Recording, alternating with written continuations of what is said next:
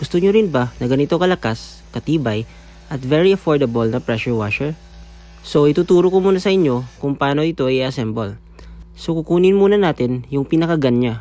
Pagkatapos ay kakabit muna natin tong extender. Higpitan po natin tong mabuti.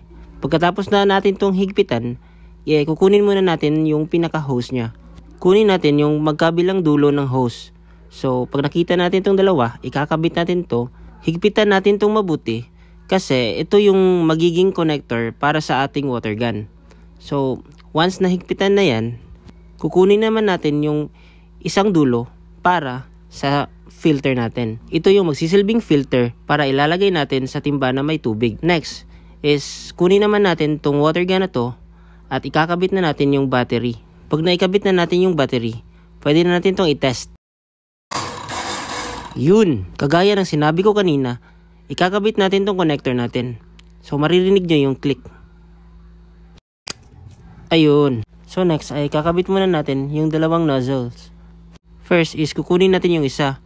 Tapos hihilahin natin yung dulo nito. Tapos dyan natin ilalagay. So hindi malalagay po yan kung hindi natin hihilahin. So ganun din yung pagtanggal. So lalagay din natin yung isa. Tapos pwede na itong gamitin. Para naman sa lalagyanan ng shampoo, ganun din, hihilahin tapos ilalagay. Ganun lang po yung kadali.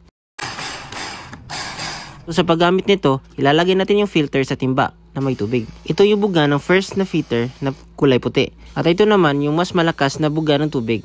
So kitang-kita nyo naman na ang lakas ng pressure ng tubig. So ano pang hinihintay nyo? Check out nyo na!